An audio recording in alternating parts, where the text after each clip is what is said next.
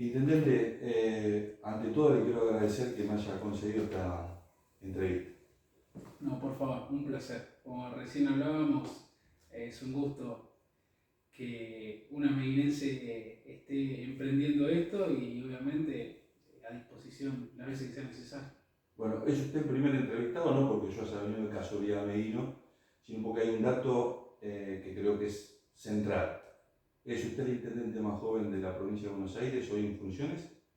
Según lo han averiguado algunos amigos, sí. Y no sé si del país, pero ese dato no lo tengo. De la provincia seguro que sí. ¿Eso le implica una responsabilidad mayor, el ser joven? ¿Cómo lo ven sus pares? Por supuesto que a mí me ha tocado, primero te interrumpo, tuteame de mandar directamente porque si no me acartono yo, ¿viste? Por supuesto que a mí me tocó ocupar lugares incluso de más joven, con 23 años recién cumplidos Calixto me convocó a ser secretario de Gobierno y Hacienda, y bueno, ahora me toca esta función con 28. Al principio te digo que sentía como una carga de demostrar que me encontraba a la altura de la circunstancia, no de una manera soberbia la demostración de decir yo tengo claro todo, pero sí a nivel de la prepotencia del trabajo y la constancia en el trabajo que demuestren que uno se toma las cosas en serio. Y después la verdad que hoy no soy el único joven que ocupa lugares de responsabilidad y lo vivo con algo natural. No siento un peso por el hecho de la edad, ni tampoco siento que se me subestime, digamos. No lo siento yo. Después, si otros me subestiman, es una cuestión de otros, pero yo no me siento subestimado, la verdad. Y con mis padres, con otros intendentes con los que interactúo diariamente, también siento lo mismo. Hay una relación de respeto mutuo y yo por supuesto que suelo tener más una posición de escuchar a los que tienen más experiencia o más edad por la cuestión lógica de que hay cosas que uno puede incorporar a través del aprendizaje, de lo que estudia y demás, pero hay otras cosas que te dan la experiencia, los años, que eso no se compra ni se estudia. Entonces ahí uno escucha y también se nutre de otras experiencias, pero la verdad es que no siento una carga particular hoy por la edad. Sí, al principio quizás sí, me sentía presionado por ese tema, pero hoy ya no. Recién cuando veníamos caminando con la camarógrafa, me decía, ya está Nahuel. Digo, ¿por qué? Está la bicicleta. ¿Cómo es su rutina diaria? Sí. Yo me manejo bicicleta también, le digo, ¿eh? Sí, y es lo mejor que hay. Me cuesta tutearlo, perdóneme. No, por favor. Es una cuestión personal mía, ya va a salir. Si vos te sentís cómodo, metele, pero realmente, no hay drama. Es lo mejor que hay la bicicleta. Yo siempre anduve en bici y la verdad es que hoy por ahí que tengo los tiempos un poco más acotados para hacer actividad física, un poco lo uso como, si bien no es una actividad física, venir desde mi casa hasta acá, yo vivo a 4 cuadras, pero siento que por lo menos estoy más en movimiento. No gasto combustible, la verdad que ando en bici porque ando en bici, no por nada en particular. Y aprovecho por ahí si tengo que ir a algún lado o a alguna otra dependencia porque nosotros acá tenemos solamente la parte administrativa en el Palacio Municipal, me traslado a las dependencias también en bici. Y también me gusta porque te da una perspectiva de la ciudad distinta. No es lo mismo caminarla que andarla en bici ni que andarla en auto. Entonces también lo aprovecho como un ejercicio para mirar por ahí algunos detalles o cosas que están fuera de lugar o que quisiera poner un poquito más el ojo, alguna desprolijidad, alguna cosa, verlo desde los ojos del ciclista en mi caso, y también camino todo lo que puedo. Te voy a ser sincero, cuando yo estudiaba generalmente venía en bicicleta y agarraba las calles a contramano. Hoy veo que la ciudad ha cambiado mucho y hay bicisendas. ¿Las utiliza? ¿Va por la calle? No, sí, bueno, de hecho una de las cosas que digo es que hay que amortizar las bicisendas, por eso ando en bici, pero yo creo que se ha mejorado en ese sentido, se ha mejorado, todavía sigue habiendo, bueno, la materia de tránsito y seguridad vial es un tema, pero en general creo que estamos mucho mejor que hace algún tiempo atrás. Probablemente el ordenamiento de la vía pública ayuda, contribuye, pero también creo que todos estamos un poquito más conscientes al respecto.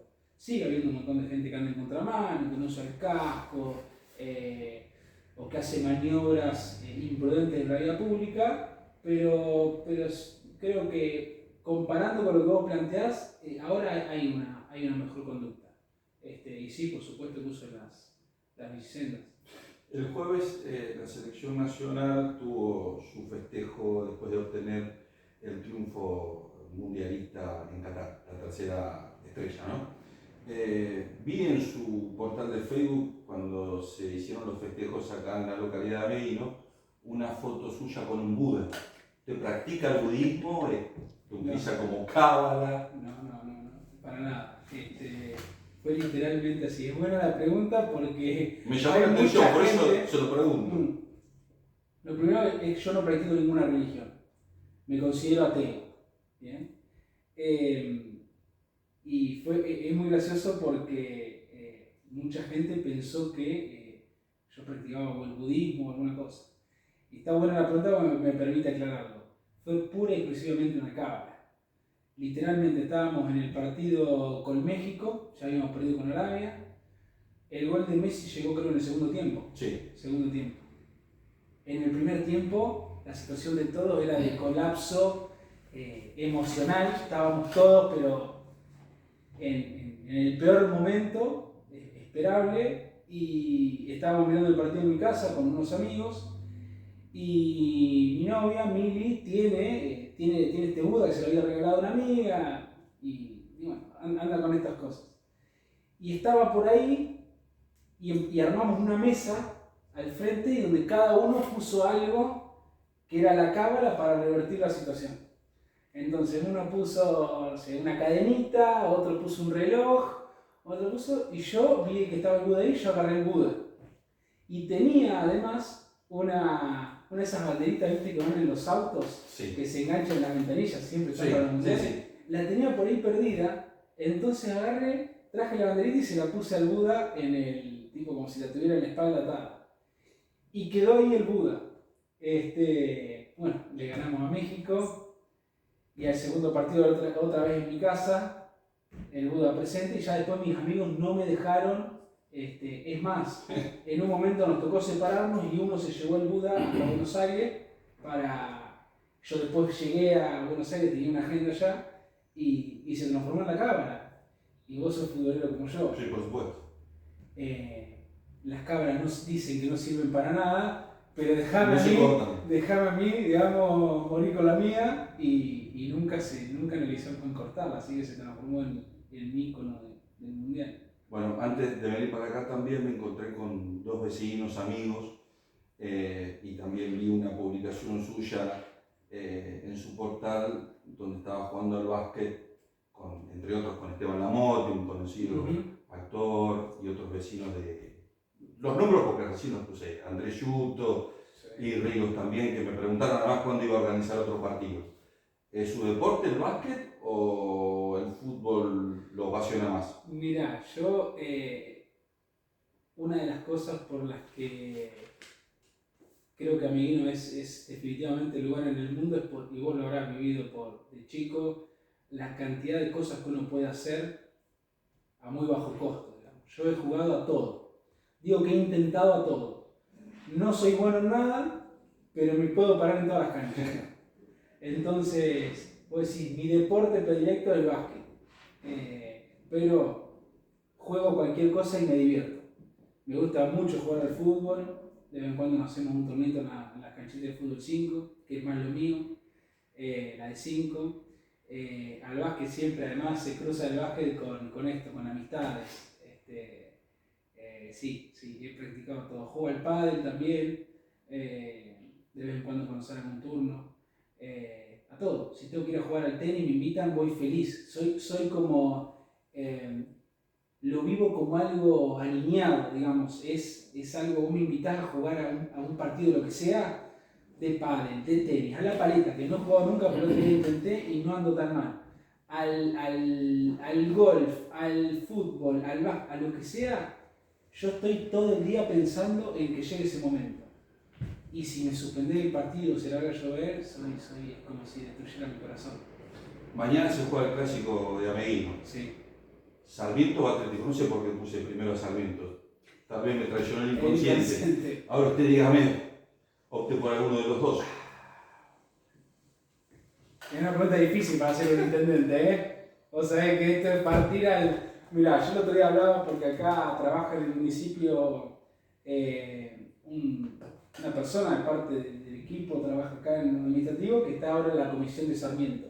Y charlábamos y él me decía, no, pero vos porque sos de Atlético. Y yo la verdad que en este lugar yo me siento hincha de los tres clubes que tienen actividad deportiva de fútbol. Del Laquier, del Deportivo, del Fortín y del Naranja.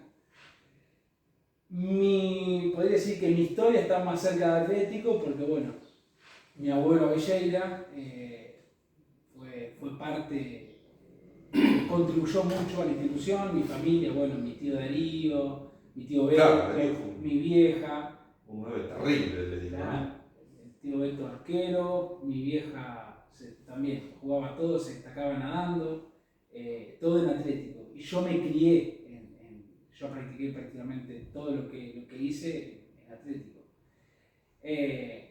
Eso por ahí me da una cuotita más de preferencia, pero por el naranja, pero la verdad es que a mí me gusta que suceda, yo lo que pretendo es que un clásico suceda, que toda la gente lo disfrute, habrá unos que se irán contentos, otros que se irán tristes, si empatan serán medio agridulce, pero pongo eso por encima de una preferencia de cómo termine el partido, la verdad. Bueno, pasamos a lo netamente relacionado con la gestión.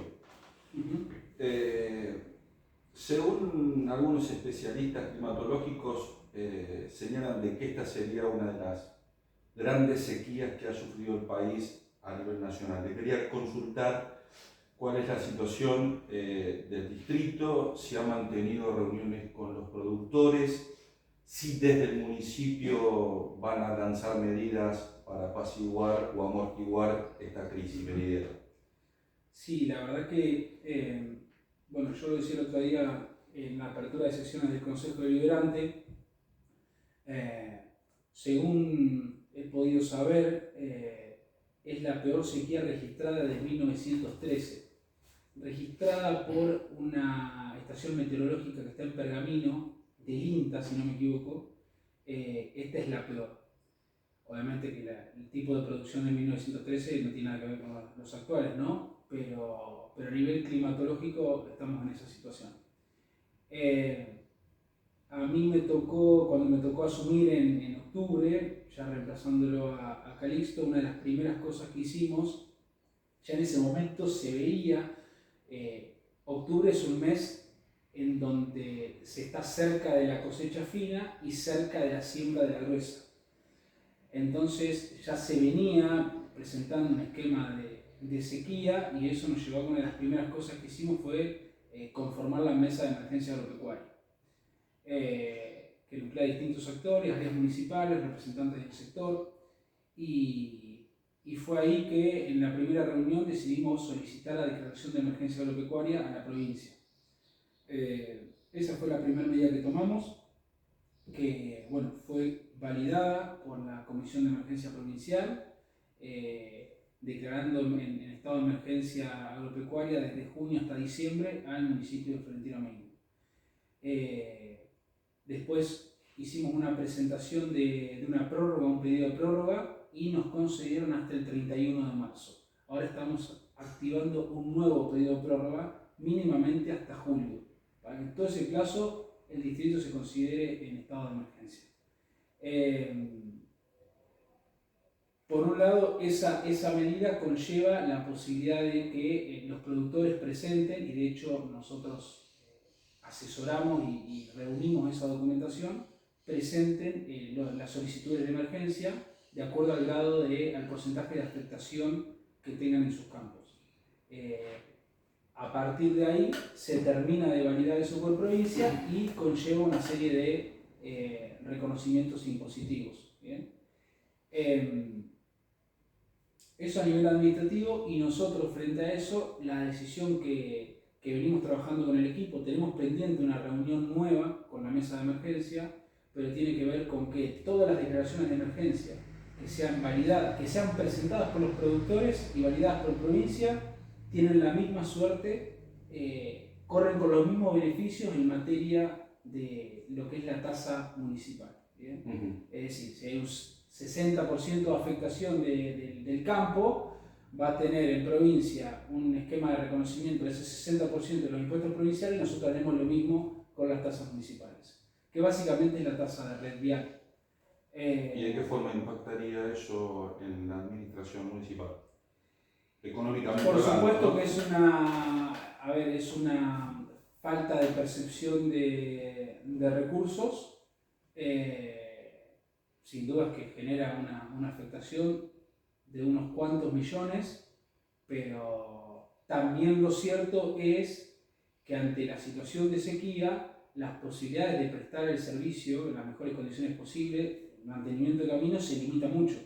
Nosotros tenemos una zona de camino, bueno, dependiendo más hacia Blaquieres, más de tosca, más hacia el lado de Porvenir es más arenoso, pero en cualquiera de las situaciones, con la sequía, no se puede hacer un trabajo profundo en el camino, porque lo que haces es deteriorar la situación a mediano plazo. Vos básicamente metés la pala cuando está seco, levantás arena, la arena se vuela y lo que genera es que se vaya el camino, se vaya borrando el camino de a poco. Esa es la situación que tenemos en general. Los caminos están por debajo del nivel de los campos, porque bueno, eso genera la erosión propia de transitarlo, de trabajarlo y demás. Se me anticipó la pregunta siguiente porque muchos productores conocidos, no son muchos que tengo, pero fundamentalmente de la zona de Blaquier, al saber que venía a hacer la entrevista, me preguntaron sobre, o me acercaron las dudas acerca del mantenimiento de los caminos rurales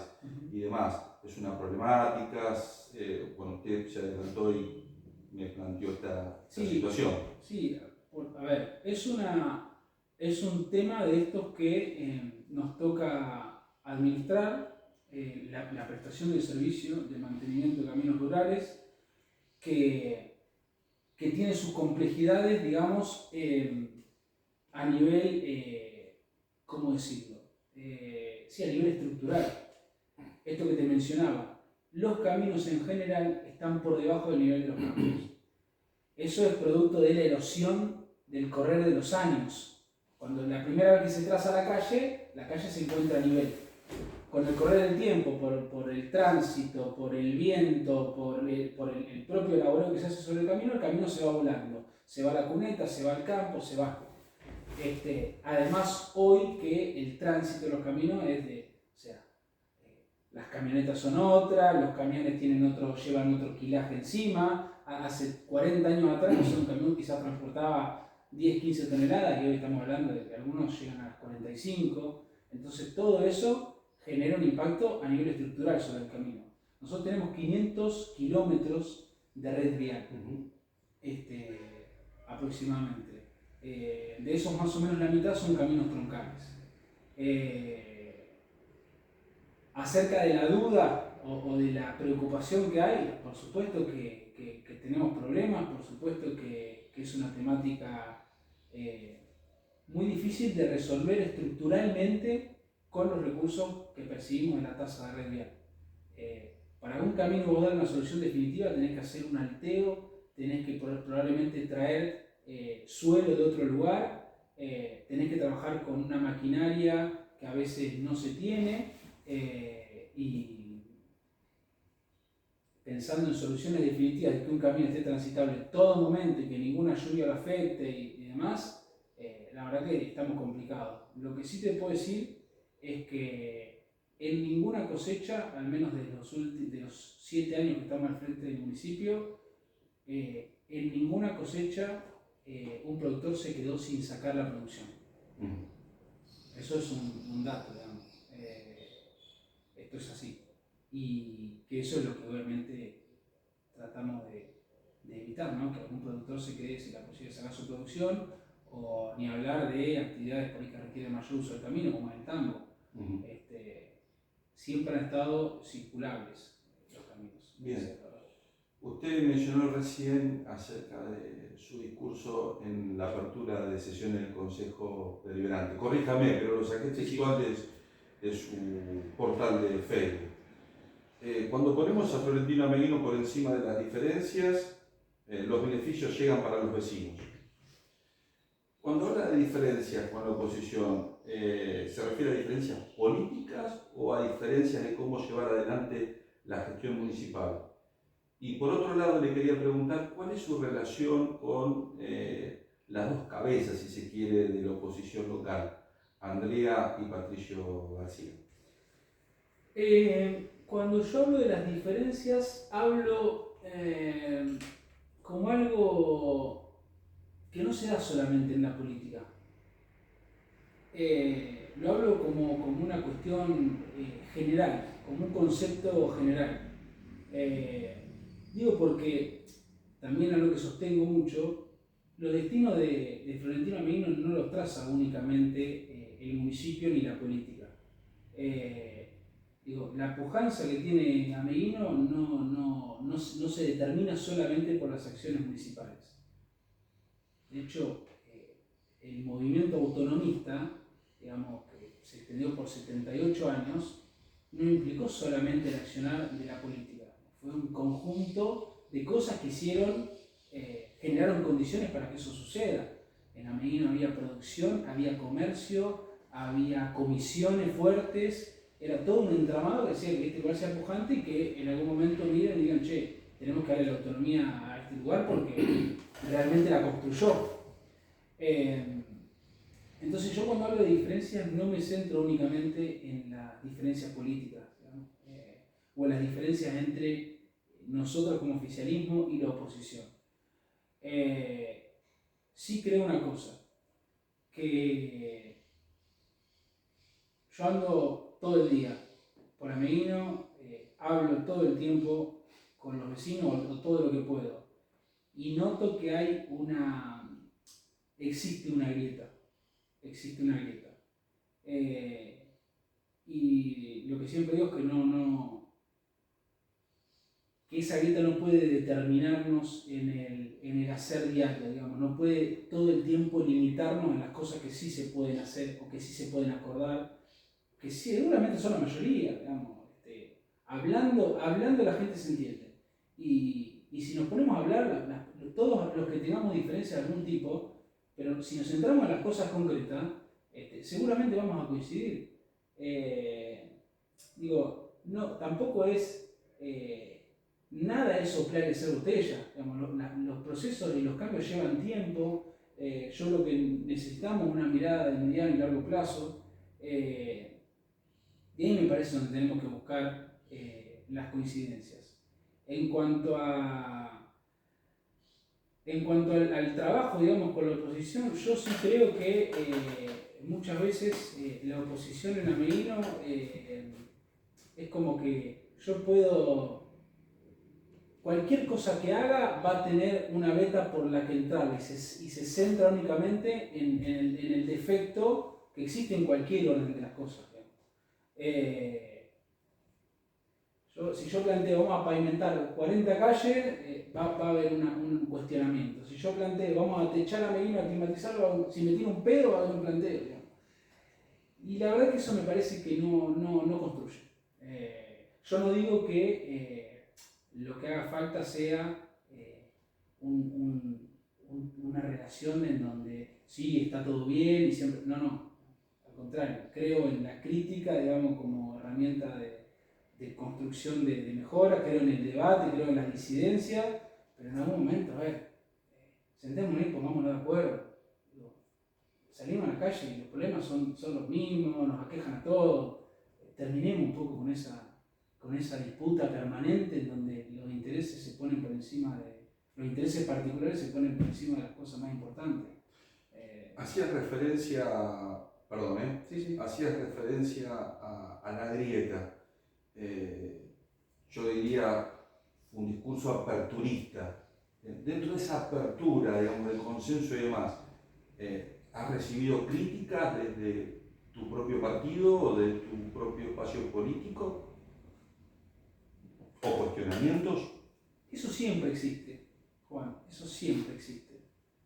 Yo creo que uno cuando se sienta, le toca llevar adelante este lugar, si algo que no puede es pretender conformar a todo el mundo, ni dejar a todos contentos, ni... Si pretendes eso, básicamente estás al horno, no vas a poder avanzar nunca. Sí, hay gente, o sea, no solamente en mi partido, habrá gente que todos los días critica mi accionar o nuestro accionar. Y eso es así, eso está bien que pase. A decir verdad, si te referís al hecho puntual de esta visión de apertura que uno tiene o de hacer determinadas cosas que por ahí se salen del libreto, no siento que haya recibido críticas, al contrario, he recibido mejores comentarios de celebración de que esto pase que los comentarios por ahí más negativos. Así que después la otra parte de la pregunta era sobre la relación con Andrea García y Patricio García. Si tienen algún tipo de relación, si se comunican respecto a gestiones que tienen o que están relacionadas a nivel nacional, a nivel provincial, más que nada para abrir puertas. Digamos. Usted es intendente de un partido o de un espacio político opositor al que gobierna la provincia de Buenos Aires. Sí. ¿Eso dificulta la gestión? Sin dudas, sin dudas. Que es algo que particularmente me cuesta mucho asumir y me cuesta mucho entender, porque la institucionalidad, la Constitución Nacional dice que hay un Estado nacional, un Estado provincial y un Estado municipal. Gobierno es lo que va pasando por ahí, lo que va circulando en los gobiernos. El Estado está dividido en 3 partes. Y así está distribuida la representación y la voz democrática en la propia Constitución.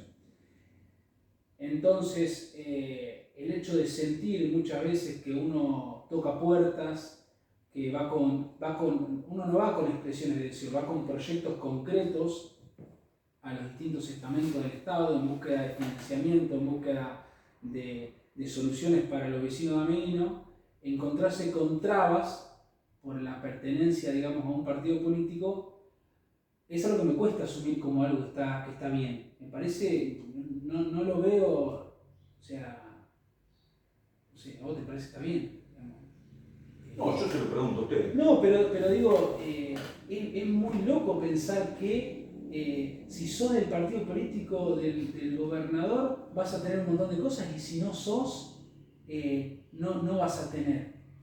Digo, o sea, ¿no son bonaerenses los vecinos de Ameguino? ¿No son bonaerenses? O sea, mientras las cosas estén presentadas y bien hechas, creo que todos tendrían que tener la posibilidad de igualdad de condiciones. Entonces, a mí es algo que me genera inquietud y que me interpela también como político. Digo, probablemente juntos este año pueda gobernar la nación, quizás la provincia. Y son cosas que me interpelan hacia adentro y que planteo todo el tiempo. Digo, los municipios necesitan más recursos porque son el primer mostrador del Estado, necesitan más recursos para hacer cosas por sus vecinos, porque son los que están más cerca. Yo peleo de esa posición, creo que los municipios necesitan más recursos, y lo digo.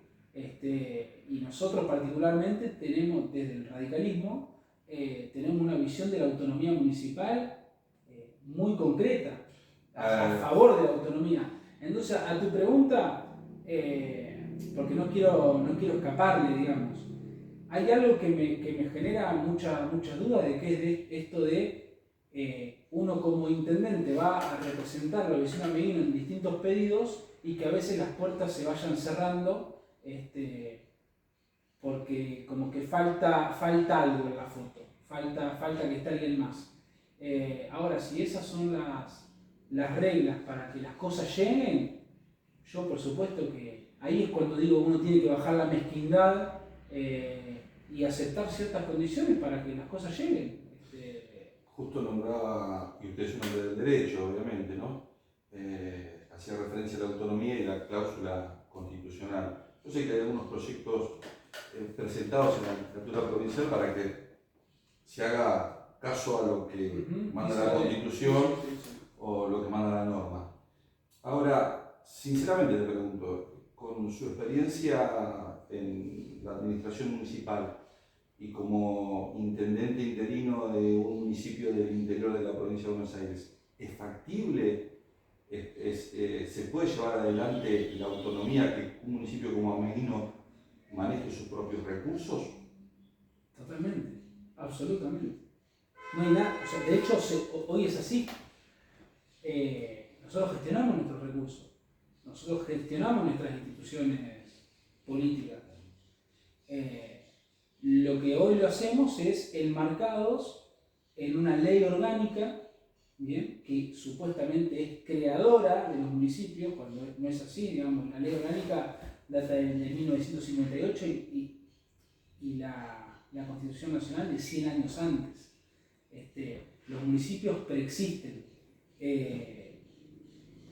Hoy nosotros estamos enmarcados en un ordenamiento de una ley orgánica que muchas veces no responde a la necesidad ni a la dinámica que requieren los municipios, y eso es justamente lo que queremos destrabar: tener una gestión, una autogestión política, institucional, financiera, con mayor fortalecimiento de los recursos municipales, y después hay distintos grados de autonomía que se están evaluando. No es lo mismo la autonomía municipal en Córdoba que en Santa Fe o en San Juan, o la que tenemos en la provincia de Buenos Aires, que es prácticamente nula. Que son discusiones que hay que llevar adelante de manera consensuada, digamos, con todas las fuerzas políticas. ¿Qué tipo de autonomía vamos a tener en la provincia de Buenos Aires? Hay municipios que tienen la potestad de crear impuestos, cuando hay una potestad excluyente del Estado provincial y Estado nacional para nuestro caso. Entonces son cuestiones que hay que pulir. Ahora, nosotros gestionamos todos los días todas las facetas, digamos, que implican el ejercicio del poder político municipal, digamos. Eso tranquilamente puede ser regulado a través de una carta orgánica, que es lo que es como la Constitución Nacional, pero en chiquito, digamos, local. Así que yo creo que sí, es totalmente factible. Bien, le pregunté sobre su relación con la oposición. ¿Cuál es la relación que mantiene con Calixto Telechea, al que usted reemplaza en el Ejecutivo local? Y quería preguntarle si las medidas acerca de la gestión municipal se consensúan con él. Obviamente con Calixto tengo, primero que nada, una relación de amistad, de acompañamiento en un principio, y después de co-construcción. Hemos caminado en estos años, y para mí ha sido una persona que me ha enseñado mucho, y la persona que me ha abierto las puertas para llegar a donde hoy estoy, tratando de aportar lo mejor que puedo. Así que sin dudas que es una relación en donde conversamos muchísimo. De hecho, yo estuve unas cuantas horas tomando unos mates con él. Ese es el tipo de relación que tengo, de afecto, de charla, de hablar de política, de hablar de problemas y también de hablar de la vida. Y en cuanto a... yo sí hay algo que tengo que destacar, es que Calixto siempre ha tenido una impronta de dar libertad a la gente con la que colaboraba con él. A mí me tocó vivirlo eso ya siendo funcionario, siendo secretario de Gobierno y Hacienda, de tener mucha libertad para accionar, para resolver, para gestionar, y de la misma manera es la relación que hoy tenemos. No sé si podría decirte que es consenso, digamos, de las medidas. Sí, que él depositó una confianza en mi persona, que por supuesto a mí me honra muchísimo, en donde él deja un poco en mis manos conducir el proceso y tomar las decisiones que sean necesarias, y me respalda y me apoya en todas y cada una. Entonces, eso me parece que es algo distintivo, totalmente distintivo, que no existe en la política y que merece ser destacado, ¿no? Porque realmente Calixto, por sus circunstancias, decidió dar un paso al costado y lo dio en serio. Y si bien me aconseja y charlamos un montón, nunca me ha condicionado en nada. Esa es la pura verdad. Y uno con eso, bueno, también trabaja más tranquilo, pero también, digo, manteniendo una línea o una columna vertebral de valores o de formas que vienen de la misma madera, digamos. Así que me siento muy libre y también respaldado por él. Respecto a salud, y por ahí lo traigo también a Calixto, le soy sincero, no estoy empapado mucho en el tema, pero he leído antes de hacerle la entrevista acerca de la denuncia que hubo en el hospital municipal. Quería preguntarle acerca de la causa, cómo está, si hay funcionarios implicados en el caso, el grado de responsabilidad del municipio en ese sentido. Bueno, sí, eso es la denuncia data de fecha de fines de septiembre del año pasado. No es una denuncia contra el municipio, es una denuncia contra determinados profesionales que prestaban servicio en el municipio y también por fuera del municipio de manera privada. Desde ese momento se está investigando, es una cosa que lleva adelante a nivel probatorio la Ayudantía Fiscal de Ameguino. Desde el primer momento nuestra postura fue de aportar todo lo que se requiera y hasta más, digamos, para esclarecer esos hechos que se han denunciado. Así se hizo, se ha aportado todo. Por lo que tengo entendido está caminando, digamos, como se dice en el léxico, digamos, jurídico, está caminando la causa, se están recolectando testimonios, se siguen aportando pruebas, y obviamente lo que tiene que ver, yo soy una persona que vengo del derecho, digamos, hay una garantía constitucional que es la presunción de inocencia, y más allá de que eso debe determinar la justicia, me parece que un gravísimo error institucional que yo diga el responsable es aquel y en tal o cual medida, digamos, eso es algo que le corresponde a la justicia determinar. Es decir, administrativamente no se tomaron medidas puntualmente con ningún funcionario de la área de salud, ¿no? Sí, en realidad, a ver, administrativamente se inició un sumario administrativo. A mí el primer día que me tocó asumir, que fue el 3 de octubre, yo decidí pedirle la renuncia al director del hospital en ese momento, que bueno, está denunciado.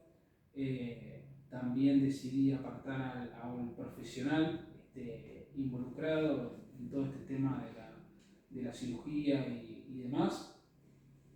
De la cirugía, y después hay otro tema vinculado a una serie de prestaciones que aparentemente no se brindaron y que estaban pasadas, digamos.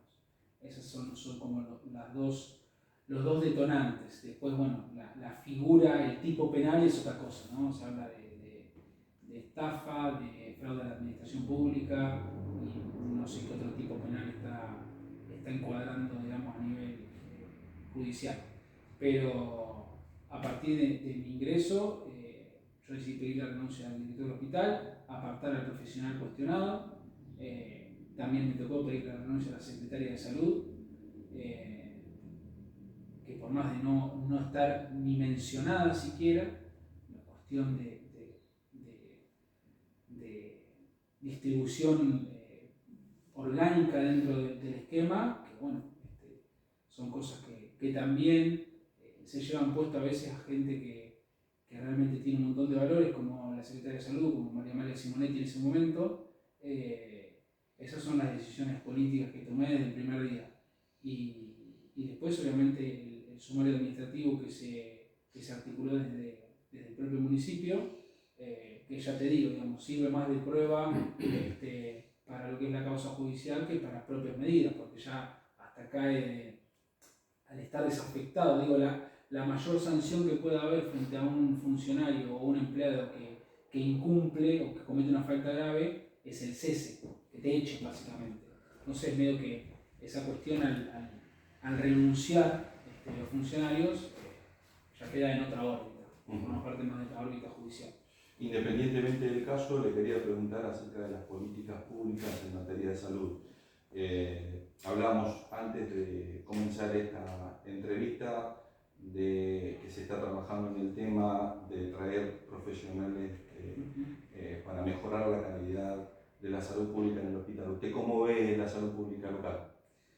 Está buena la pregunta y que se hable también de esto porque por ahí si no se opacan a veces algunas cosas positivas que se vienen dando en materia de salud por estos hechos que son, digamos, tienen que ver con conductas individuales reprochables sin ninguna duda, pero totalmente alejadas de una forma de gestionar la cosa pública que tenemos en nuestra gestión.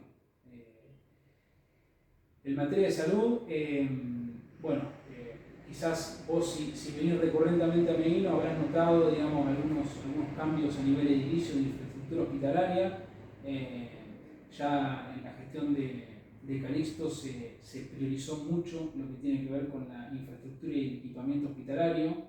Se pusieron muchos recursos, se diseñó un plan de intervenciones en infraestructura que consta de 5 etapas, es un master plan para el hospital municipal.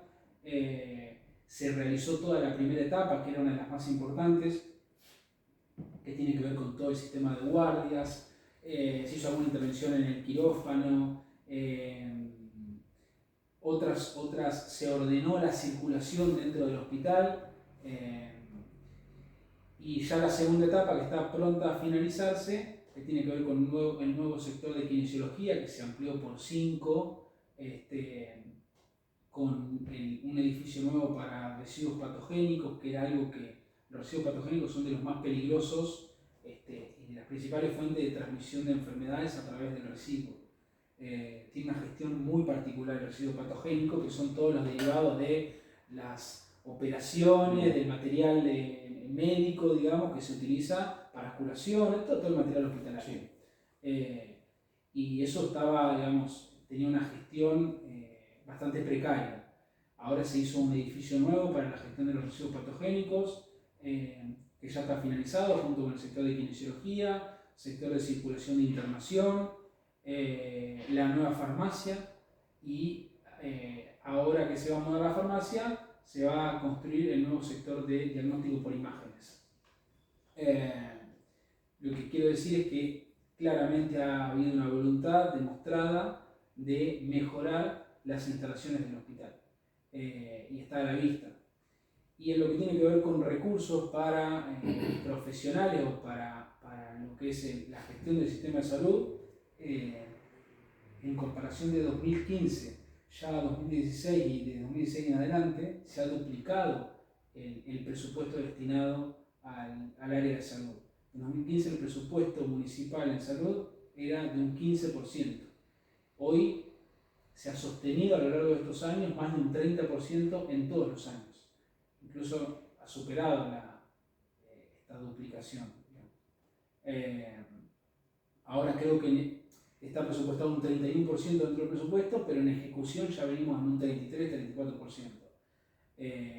Esto es, más recursos para equipamiento, para insumos, para productos farmacéuticos, para profesionales, y acá sí, por supuesto que no le escapo a problemáticas generalizadas que se están dando principalmente en el interior, que tiene que ver con la escasez de médicos, más allá de que no podemos, para lo que significa Meguino a nivel poblacional, no estamos mal en lo que respecta a la cantidad de profesionales que tenemos radicados en el distrito.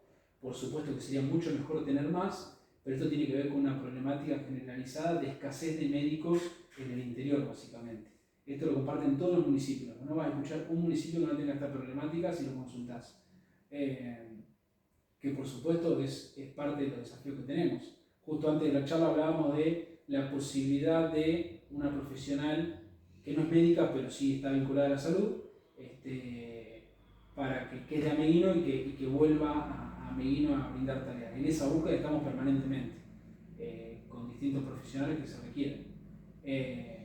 Pero bueno, hoy tenemos todo un esquema de, ni hablar que de guardias activas, cubiertas en un 100%, también de guardias pasivas, que antes eran muy escasas, hoy hay, a ver, haciendo memoria, deben ser no menos de 5 o 6 especialidades cubiertas por guardia pasiva. Quiere decir que hay un médico que está en Ameguino, por ejemplo, pediatra, ginecólogo, clínica general, traumatólogo, cardiólogo, que están en Ameguino, que ante el hecho de que suceda una emergencia vinculada a esas especialidades están disponibles.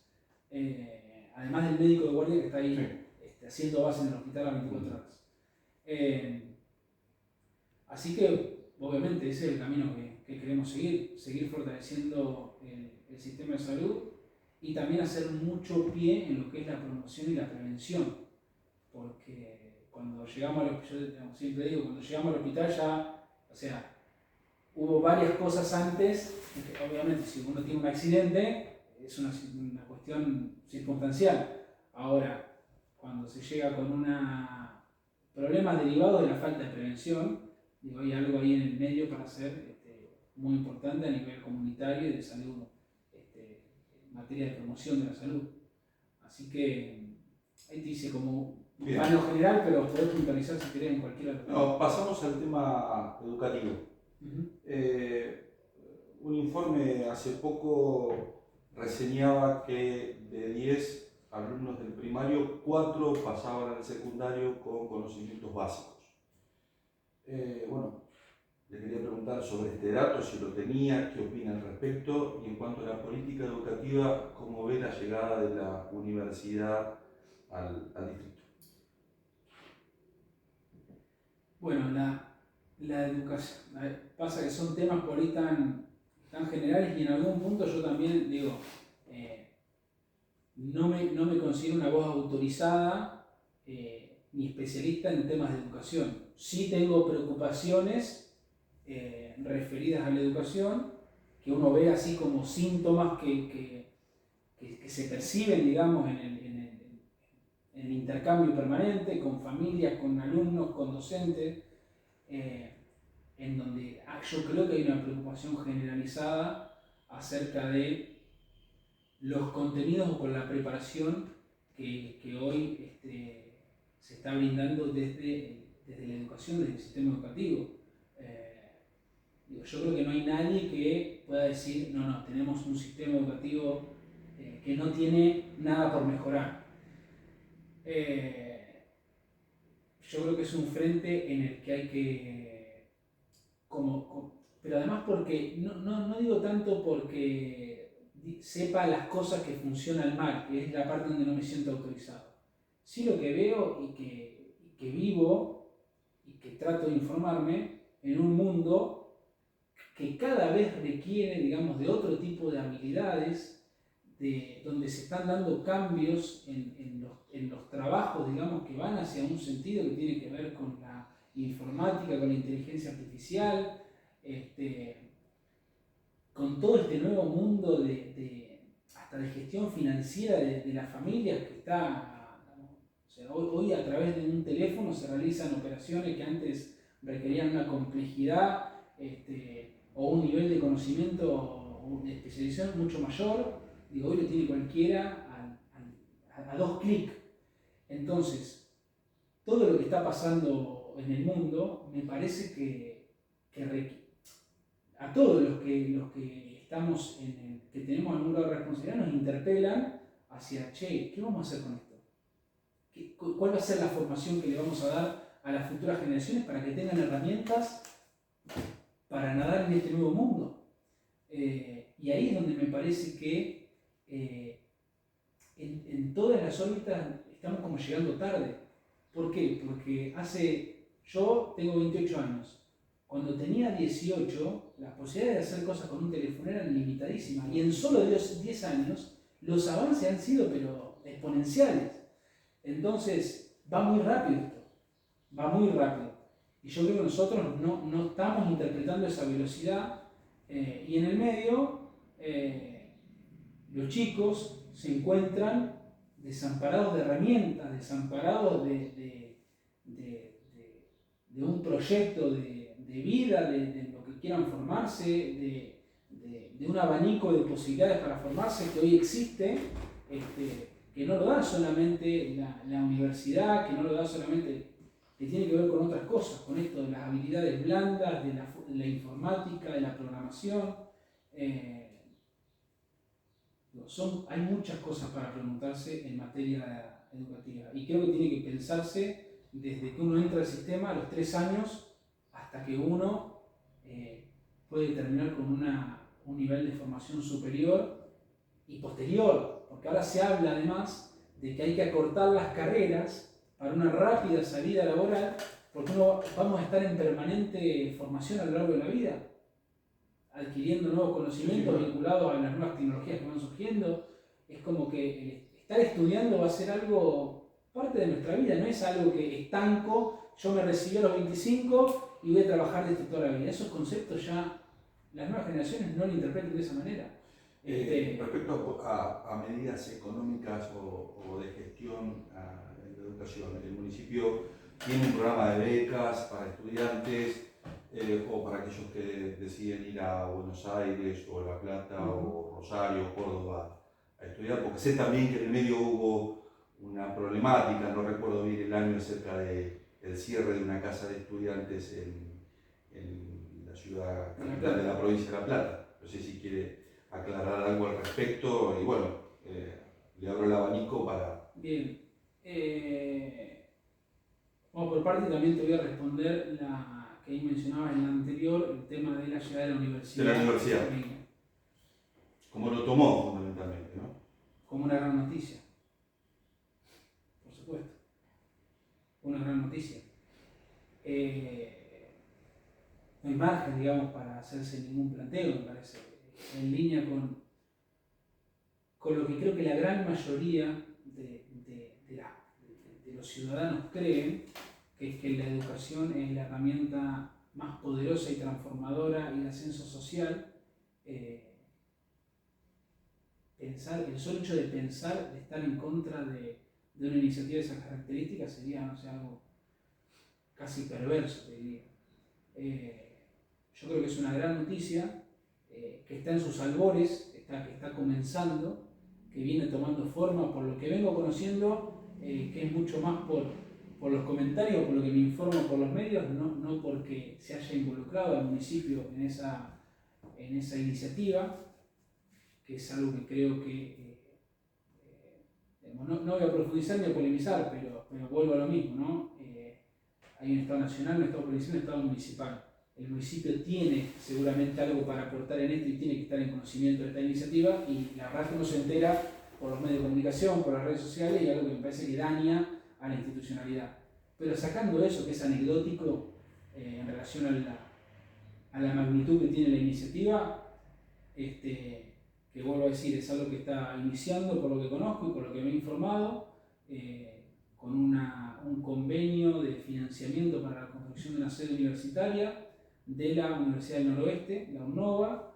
Yo ya venía teniendo, o sea, tengo contactos y conocidos en la UNOVA, ya veníamos conversando y nos reunimos con gente de la UNOVA desde hace tiempo, y yo puntualmente en el mes de noviembre, donde se hablaba de esta posibilidad, y por supuesto que una gran noticia que, como dije también en la apertura de sesiones, espero que se concrete y pondré todo lo que haya que poner de mi parte para que eso suceda, colaborar para que eso suceda.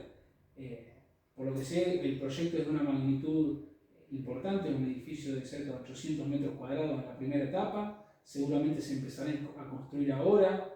Después, en el medio habrá un cambio de gobierno, tendrá que continuar con esa obra, y por supuesto que tener un espacio para la educación superior en Florentina Meguino, que ya existe desde el 2015 el Instituto de Formación Técnica y Docente, que realiza una gran labor también por la educación superior.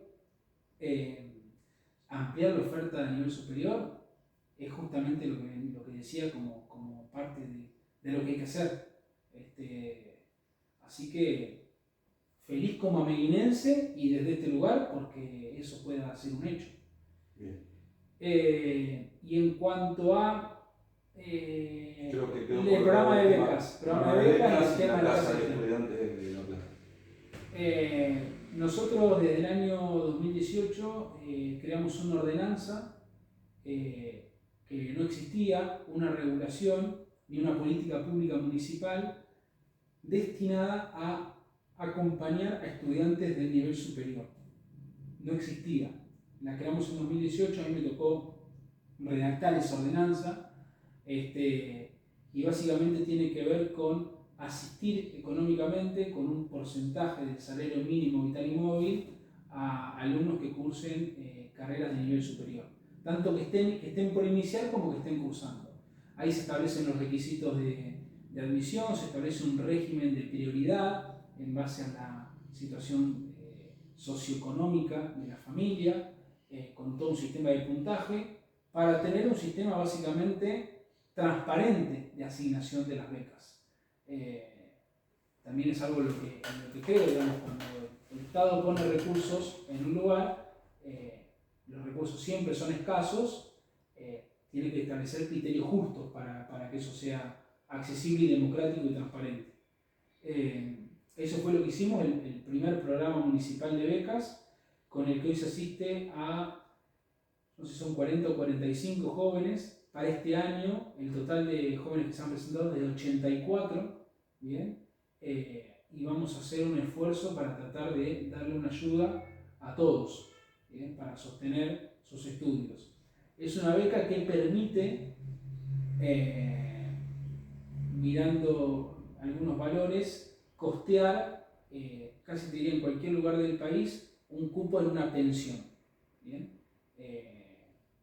Por supuesto que hoy, cualquiera de nosotros, ¿cuánto cuesta un chico estudiando, una chica estudiando en una ciudad? Sí, claro. Estamos hablando de 80, 90 mil pesos. Obviamente que el municipio no llega a cubrir esos montos, pero sí la ayuda que se brinda, que creo que ahora había quedado establecida en cerca de 22 mil pesos mensuales, es un acompañamiento importante, incluso hasta más importante que algunos programas de becas nacionales en donde los recursos del Estado Nacional son muchísimo mayores que los nuestros, y que realmente ayudan, y está demostrado porque hay jóvenes de Ameguino que están en vía ya determinada, desde que se inició el programa en 2018, van a cumplirse 5 años, que están en vía de terminar su carrera, con el apoyo y el acompañamiento de la beca municipal. En cuanto a la casa del estudiante, yo lo que primero quisiera hacer una aclaración al respecto. Que Ameguino, como tener una casa del estudiante, nunca tuvo. Lo que tuvo tenía un espacio destinado que eran inmuebles alquilados. A mí me tocó ver en el año 2016 lo que era el inmueble en donde funcionaba la casa del estudiante de Florentino Ameguino en La Plata. Si no recuerdo mal, calle 45 entre 11 y 12. Me tocó verlo. No eran las condiciones en donde uno pudiera sentirse orgulloso de que una super política pública esté funcionando en ese lugar. Todos sabemos, digamos, lo que implica la convivencia, lo que implica tener que acordar ciertas cosas en la convivencia, y cuando ese número se multiplica por 9, 10, 12 personas, las complejidades que conlleva. A mí me tocó ver esa casa en 2016, yo estudiaba en ese momento en Buenos Aires, a mí me obsesionaba mucho ese tema, siempre me obsesionó mucho el hecho de la educación superior y que sea más accesible, pues yo creo que acá nacemos con un condicionamiento geográfico totalmente injusto, por eso me pone feliz llegar a la universidad y por eso trabajo para que llegue más oferta acá. Pero en ese momento como estudiante yo quería hacer algo para mejorar esa situación. Y en ese momento me puse a buscar por mi cuenta en Inmobiliarias de La Plata casas que estén en mejores condiciones, porque realmente las condiciones de esa casa eran malas. Esa era la casa de estudiante que había, que pagaba la Municipalidad de Florentino Ameguino, el gobierno anterior completamente. puse a buscar en inmobiliarias, conseguimos una casa mínimamente el doble más grande, con comodidades, era una casa antigua pero hecha nueva, toda restaurada, en una zona mucho más céntrica, y yo le traje la propuesta en ese momento al intendente, Calixto aceptó y avanzamos para alquilar ese inmueble, que fue una inversión de recursos muy importante. Y se alquiló la casa, se puso en funcionamiento, se establecieron acuerdos de convivencia, se establecieron reglamentos, etc. Y lo cierto también es que después, a partir de una serie de sucesos que se dieron adentro de la casa, digamos, en donde se volvía un poco incontrolable y era muy difícil garantizar que un estudiante pueda estar en las mejores condiciones posibles por la lejanía que hay entre Ameguino y La Plata, y porque quien firma el contrato es el intendente del contrato de alquiler. Se volvió por momentos inmanejable. Entonces, en ese momento, creo que fue en 2020, si no me equivoco, se decidió no renovar el contrato de alquiler. Por eso insisto, se alquilaba, si una casa no es que Ameguino, una casa de estudiantes se cerró, se alquilaba un inmueble.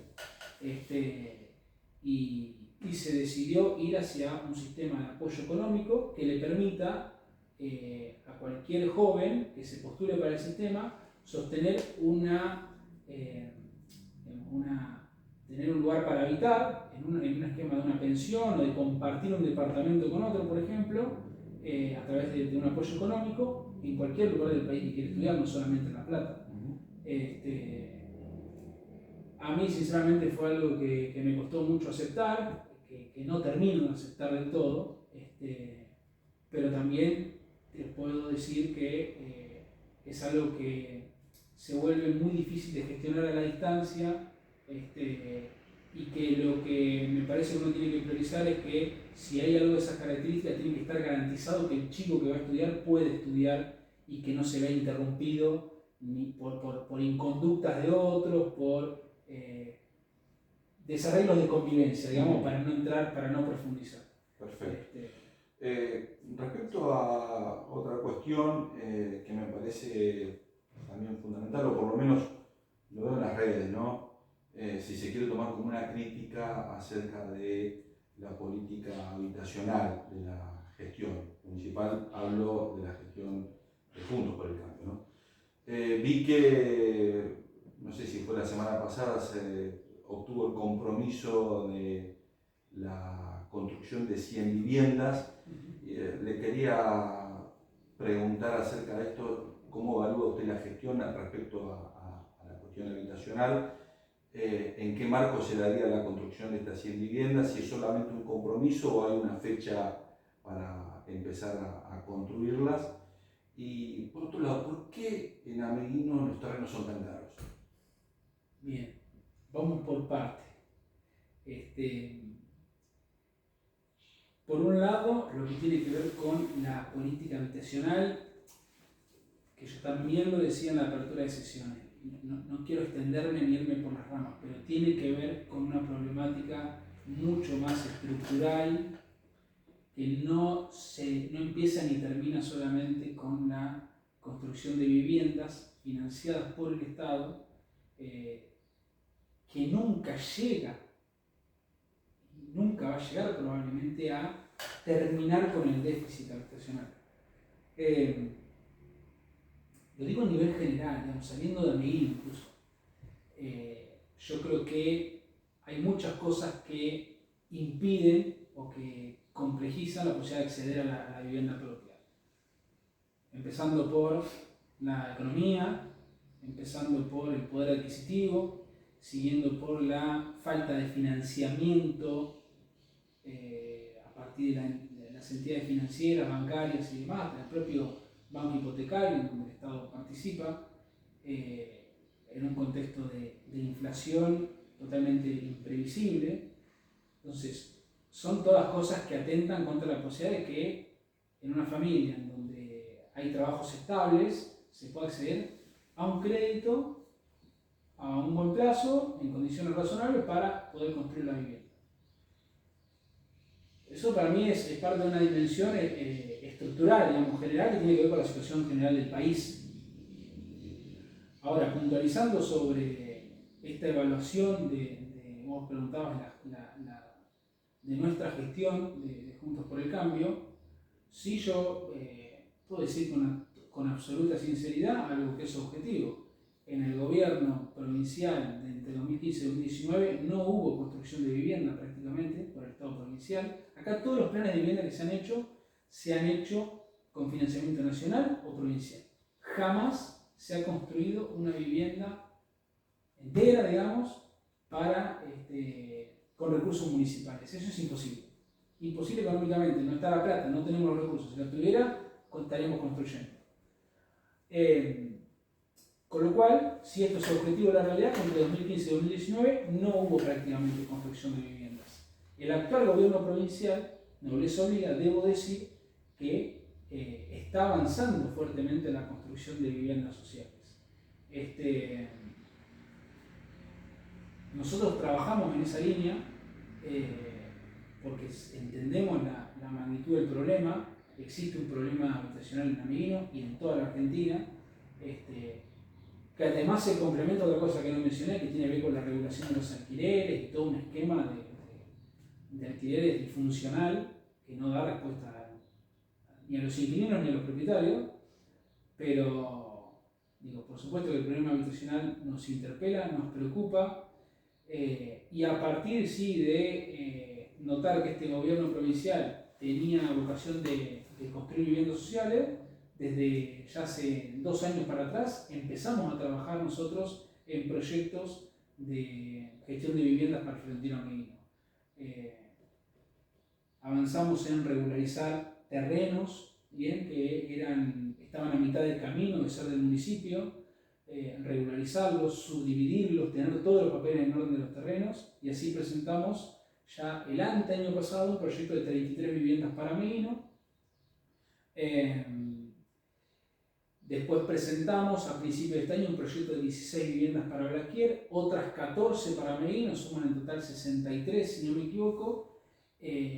Y lo que mencionás concretamente, que tiene que ver con esta última reunión que mantuve con referentes del Frente de Todos, con autoridades provinciales, la provincia se comprometió a avanzar desde ya con los proyectos que tenemos en carpeta desde hace algún tiempo y poder avanzar hasta completar 100 viviendas en una primera etapa.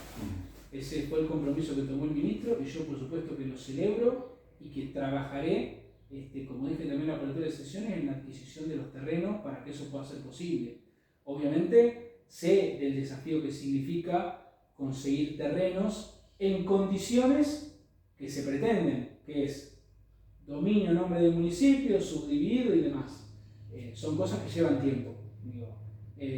Pero yo lo trabajo como una prioridad total de mi gestión, poder avanzar en adquirir tierras para poder ofrecerla al Estado Nacional o Provincial para construir vivienda, así como también tener programas propios de acceso al primer terreno, que es algo que interesa a muchísimas familias. Y relacionado a la pregunta sobre por qué están tan caros los terrenos en Ameguino,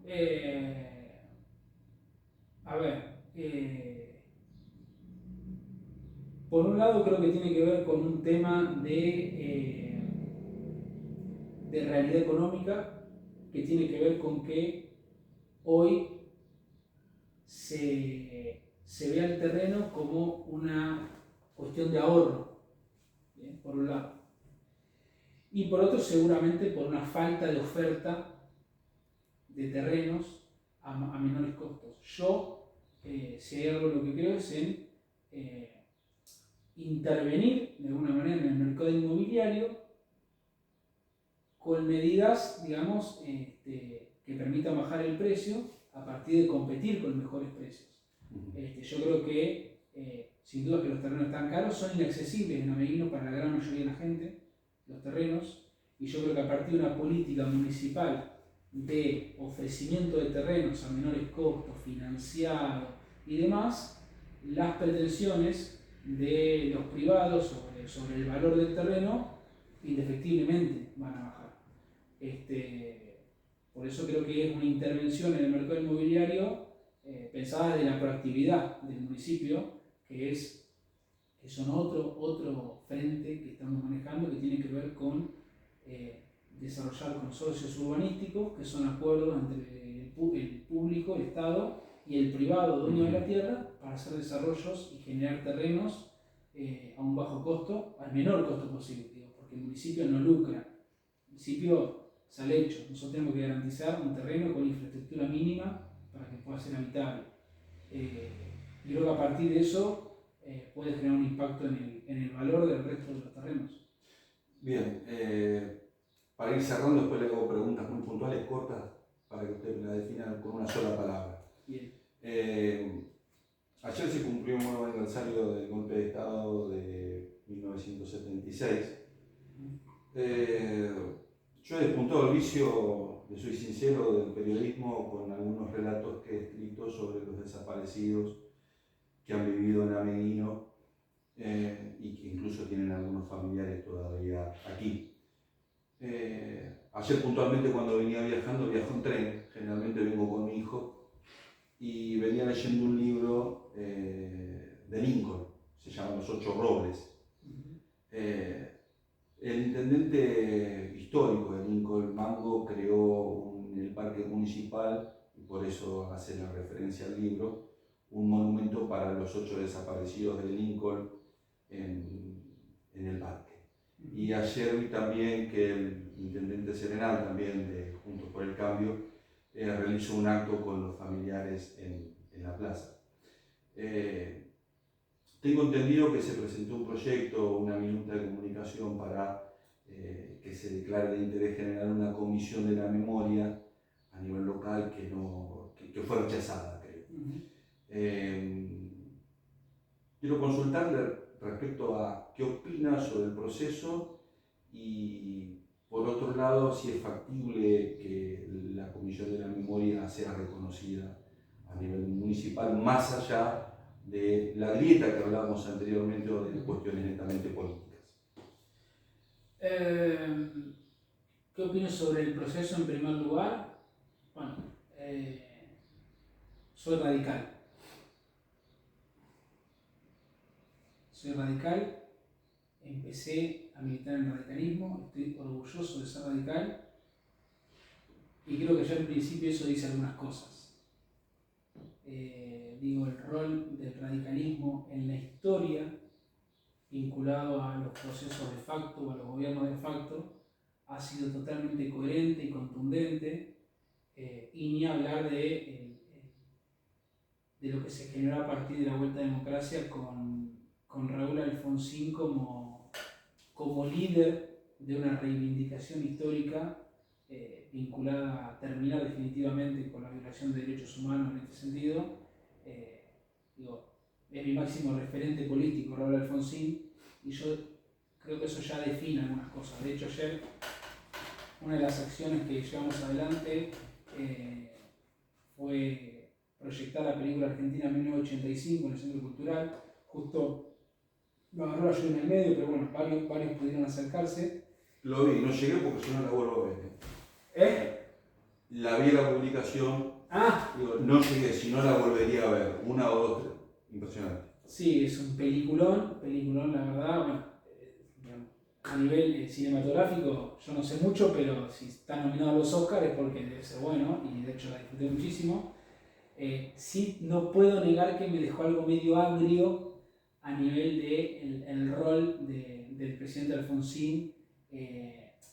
Está planteada la película, esta es mi percepción desde mi lugar, no quiero hacer una crítica, mucho menos, pero por momentos pareciera como que el fiscal Estracera peleaba solo contra el mundo, y todos sabemos que si no hubiese sido por un paraguas político y un discurso político de la época encarnado por el presidente Alfonsín, no hubiese sido posible ningún tipo de juicio, porque el mundo está lleno de procesos dictatoriales y de facto, pero en Argentina se juzgó de una manera reconocida en todo el mundo porque hubo un liderazgo que después también, en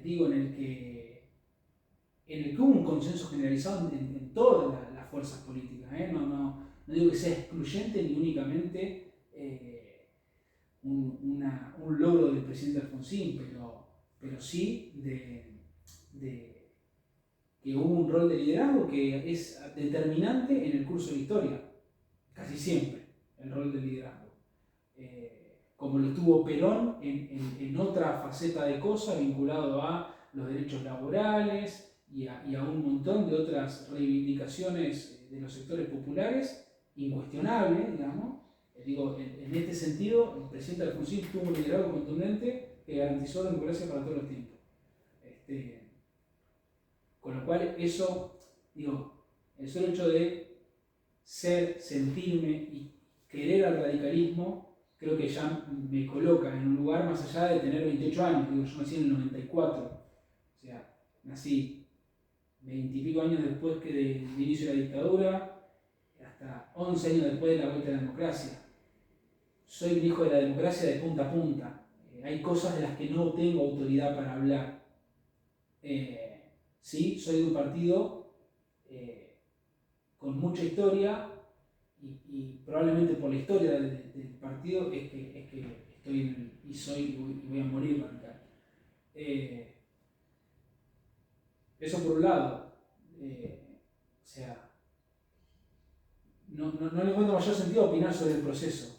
De las cosas más terroríficas que no pueden volver a pasar ni en la más mínima medida por todos los tiempos.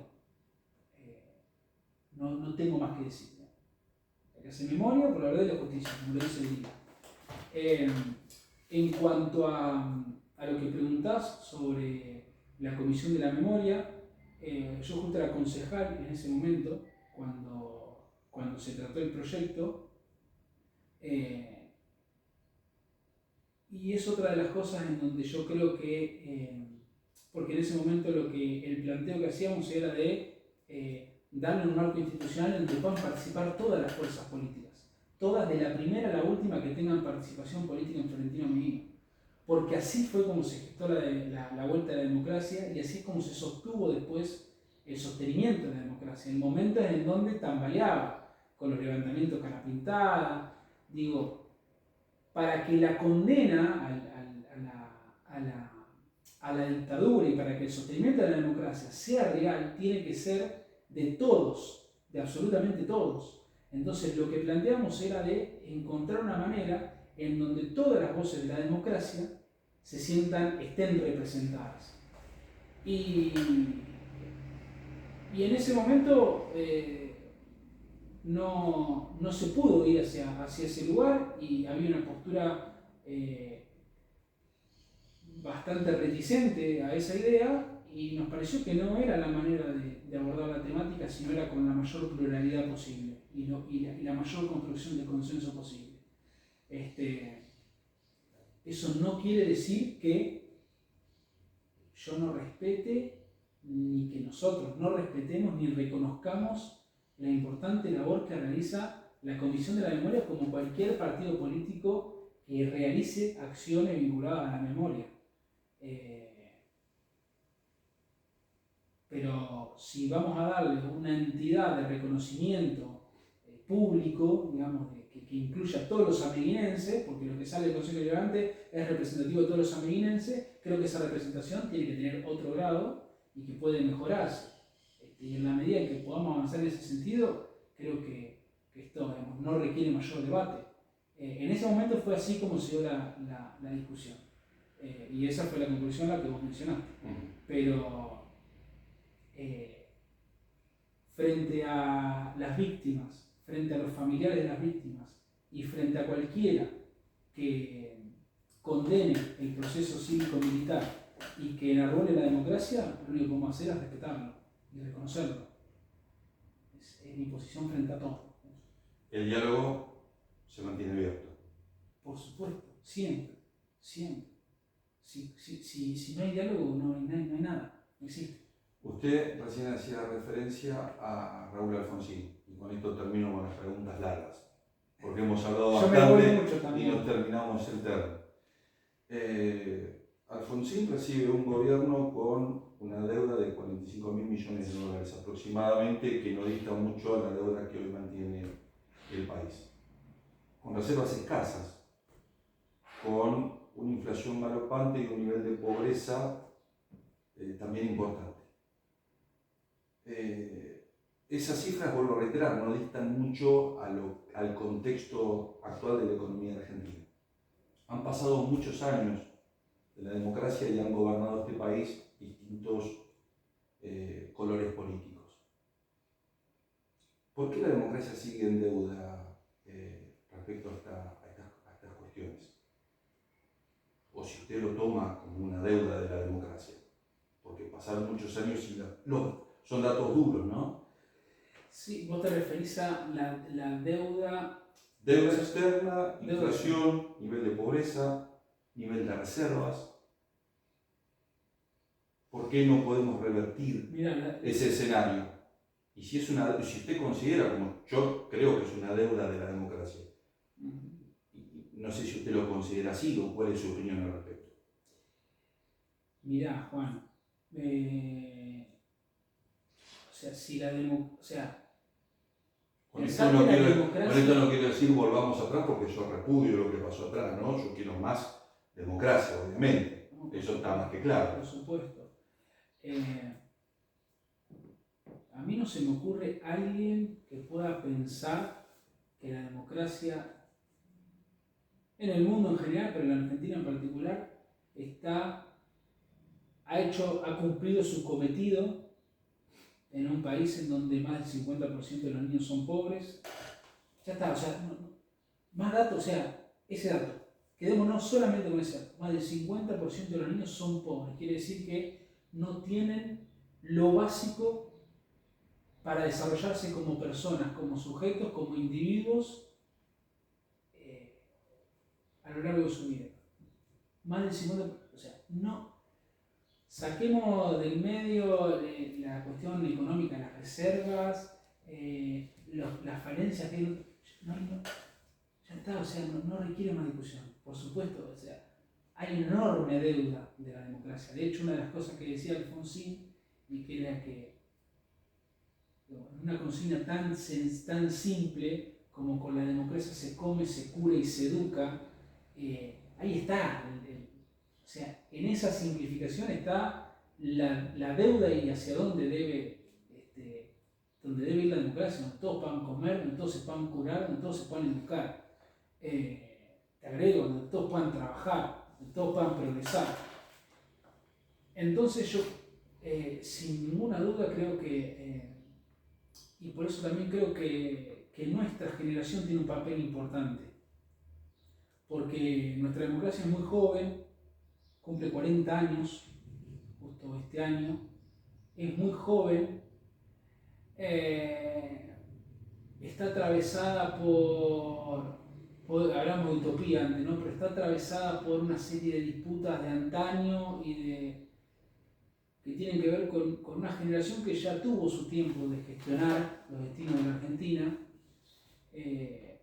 y yo creo mucho en que hay una nueva generación que se puede plantar frente a los problemas de otra manera, con mayor diálogo, con mayor consenso, porque en definitiva, vuelvo a lo que decíamos al principio, que tiene que ver con poner las cosas sobre las que estamos de acuerdo por sobre las que nos diferencian. En general, todos creemos, salvo algún distraído, algún descolgado muy que vaya por la banquina, todos creemos en la educación, todos creemos en la salud, todos creemos en el trabajo. Salvo alguna de estas propuestas que aparecen medio alocadas, que quieren volver a sistemas de hace 200 años atrás que ya fracasaron en el mundo. En general creo que estamos de acuerdo. Lo que nos falta es sentarnos y ponernos alrededor de una mesa e ir encarando las batallas que tenemos que dar a nivel estructural de una manera distinta. Y yo creo que hay una generación que no tiene tantos recelos, que no viene tan cargada de viejas disputas ni de viejas lógicas, que tiene otra capacidad de conversar. Yo hablo con jóvenes de otros partidos Y me doy cuenta que es otra la conversación, es otra la conversación. Por eso podemos hablar de deuda externa, podemos hablar de... Primero que la deuda externa, digamos, es un problema en Argentina de 1820, que empezó la historia de la deuda externa. Hoy en día, comparar el contexto de la deuda externa con el 83 a la del 2023, yo no sé qué tanto, o sea, el mundo era otro. El mundo era otro, había por parte de los países centrales una vocación por apoyar procesos políticos de facto, digamos, con tal de cumplir con sus objetivos económicos y de poder, digamos. Hoy yo no creo que la lógica financiera internacional se maneje en esos términos, sino que el crédito es necesario y lo va a seguir siendo.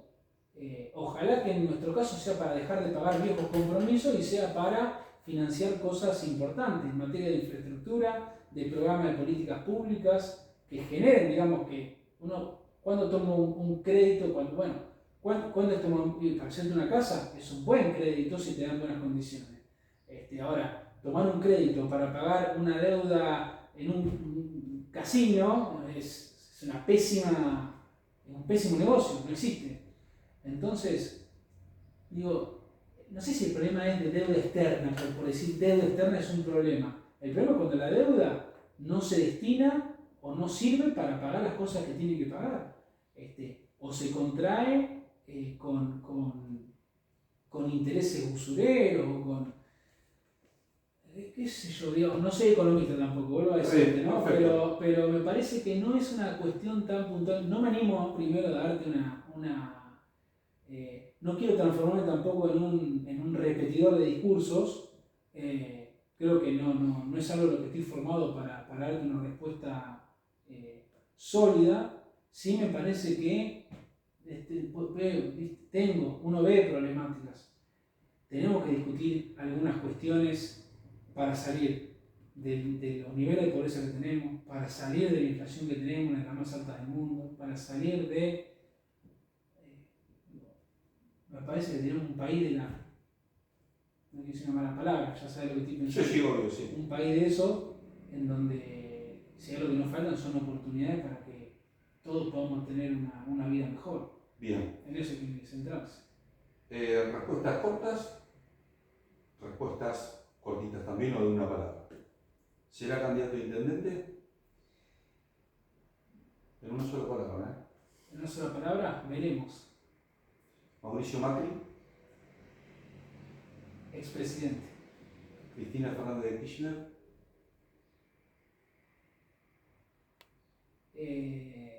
Pasado. Perón, Frondizi, Irigoyen, mire que le pongo en el abanico varios radicales, ¿no? Balbín, de la Rúa o Alfonsín. ¿Elegir? Sí. ¿Uno o varios? La respuesta natural, por lo que te dije antes, fue Alfonsín, pero Irigoyen, por ser el primero. Alberto Fernández.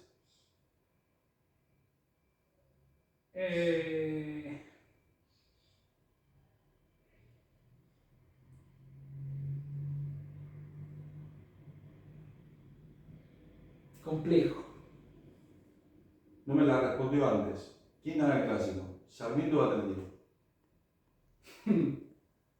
No estoy muy al tanto de la situación de los equipos ni cómo están plantados, pero no voy a hacer la del tibio, que decidiría decir empate. En naranja. ¿Se sintió cómodo? Sí, totalmente. Muchas gracias por la entrevista. No, por favor, muchas gracias a vos.